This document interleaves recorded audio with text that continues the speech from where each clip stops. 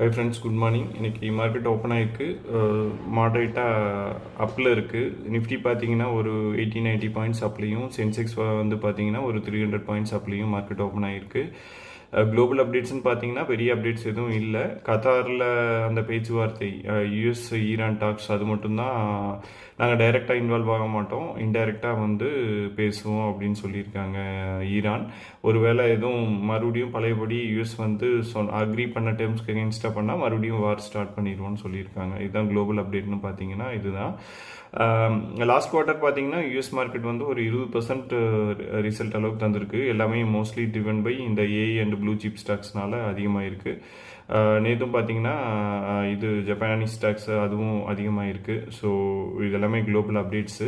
இந்த வார் வந்து அடுத்த வார் நம்ம டிஸ்கஸ் பண்ண போகிறது இந்த ரஷ்யா அண்ட் உக்ரைன் வார். பார்த்தீங்கன்னா திருப்பி உக்ரைன் வந்து ரஷ்யாவோட கேஸ் ஃபீல்ட்ஸ், அதாவது ஆயில் ஃபீல்ட்ஸ் மேலேயே அட்டாக் பண்ணிட்டு இருக்காங்க.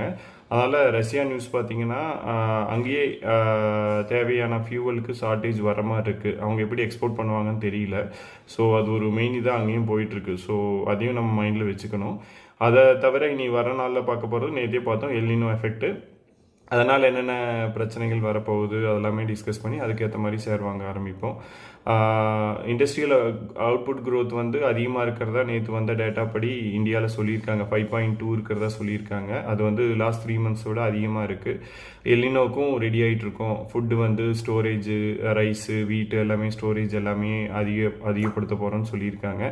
செயற்படி என்ன பார்க்கலான்னா, ஒருவேளை எல்லினோ எஃபெக்ட் அதிகமாக இருந்து மழை தண்ணியெல்லாம் இல்லைன்னா எனக்கு தெரிஞ்சு இந்த பவர் ஜென்ரேஷன் வந்து கம்மியாகும். இந்த ஹைட்ரோ எலக்ட்ரிக் பிளான்ட்டில் அது வழிமெல்லாம் பவர் அதிகமாக வராது. அப்புறம் வீட்டில் ஃபேன், ஏசி அதெல்லாம் அதிகமாக யூஸ் பண்ணாலும், அக்ரியில் போர்வெல் எல்லாம் அதிகமாக யூஸ் பண்ணாலும், இது எல்லாமே பவர் வந்து ரொம்ப முக்கியம். ஒருவேளை ஏஐ இன்ஃப்ராஸ்ட்ரக்சர் வந்ததுனாலும் அதுக்கு பவர் ரொம்ப முக்கியம். ஸோ அதனால் பவர் ரிலேட்டட் ஸ்டாக்ஸ் கொஞ்சம் பார்க்கலாம் அப்படின்ட்டு பிளான் பண்ணியிருக்கேன். அது எது பார்க்கலான்னா, பிஜி இன்விட், உங்களுக்கு ரெகுலராக டிவிடெண்ட் வேணும்னா பிஜி இன்விட் பார்க்கலாம். இல்லைன்னா பவர் கிரிட் பார்க்கலாம். NTPC okay. டாடா பவரும் நல்ல இப்போ கொஞ்சம் ரீசெண்ட் டேஸில் விழுந்திருக்கு. டாடா பவரும் கொஞ்சம் பார்க்கலான்னு இருக்கேன். இதை தவிர ஐடி ஸ்டாக்ஸ் வந்து இந்த எல்லினோனால எந்த எஃபெக்ட் இருக்காது. ஒன்லி ஏஐனால பிரச்சனையாகும். இன்ஃபோசிஸ் எதிர்பார்த்த மாதிரியே 1000 ரூபாய்க்கு கீழே வந்தது. நேற்று 996 ரூபாய்க்கு வந்தது. ஸோ சில இன்ஃபோசிஸ் ஷேர்ஸும் விப்ரோவும் 170 கீழ் இருக்குது. இது எல்லாமே கெயின் வரலைனாலும் நல்ல டிவிடெண்ட் வரும் ஃப்யூச்சரில். ஸோ அதெல்லாமே ஒவ்வொன்றா கன்சிடர் பண்ணலான்ட்டு இருக்கேன். நீங்களும் நல்ல ஸ்டாக்கை பார்த்து பிக் பண்ணுங்கள்.